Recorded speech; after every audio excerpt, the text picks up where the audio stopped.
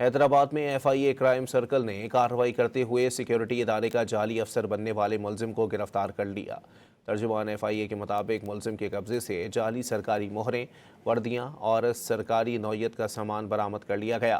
कार्रवाई के दौरान जाली शनाख्त और सरकारी अलामात से मुतालिक मवाद भी बरामद किया गया। गिरफ्तार मुलजिम के खिलाफ मुकदमा दर्ज कर लिया गया है। मुलजिम पर जालसाजी और सरकारी शनाख्त के नाजायज़ इस्तेमाल के इल्ज़ामात हैं। मुलजिम के नेटवर्क और सहूलतकारों से मुतालिक तहकीकात जारी हैं। हैदराबाद में FIA क्राइम सर्कल ने कार्रवाई करते हुए सिक्योरिटी इदारे का जाली अफसर बनने वाले मुलजिम को गिरफ्तार कर लिया।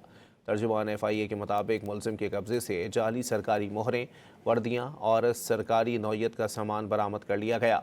कार्रवाई के दौरान जाली शनाख्त और सरकारी अलामात से मुतालिक मवाद भी बरामद किया गया। गिरफ्तार मुलजिम के खिलाफ मुकदमा दर्ज कर लिया गया है। मुलजिम पर जालसाजी और सरकारी शनाख्त के नाजायज़ इस्तेमाल के इल्ज़ामात हैं। मुलजिम के नेटवर्क और सहूलतकारों से मुतालिक तहकीकात जारी हैं।